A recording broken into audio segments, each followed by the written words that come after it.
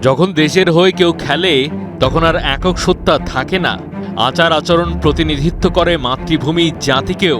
মোহাম্মদ সিরাজ কলঙ্কিত করছেন, কাঠ গড়ায় দাঁড় করাচ্ছেন ভারতের ইমেজকে বারবার। সবশেষ অ্যাডিলেড টেস্টে ট্রাভিস হেডের সাথে বাজে আচরণের কারণে বিশ্ব মিডিয়াতে ব্যাপক চর্চা। ব্যাপারটার নেতিবাচক ঝাঁজ এতটাই বেশি যে ক্যাপ্টেন রোহিত শর্মাকেও বুলেটের মতো সামলাতে হয়েছে একের পর এক প্রশ্ন। বড় দেশের বড় ক্যাপ্টেন সেই মর্যাদা রেখেছেন জবাবের ঠঙ্গে। পাবলিকলি কূটনীতির সুরে বকে দিয়েছেন সিরাজকে।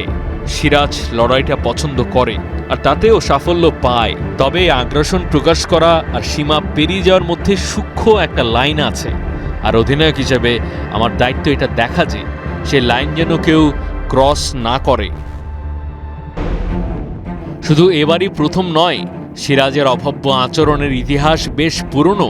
বাংলাদেশের বিপক্ষে টেস্ট ম্যাচ চলার সময়ও সীমা ছাড়িয়েছেন।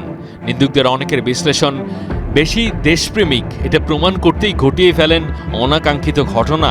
পজিটিভ ব্যাপার এটাই যে ক্যাপ্টেন রোহিত শর্মা সমর্থন করছেন না এই ওলট পালট।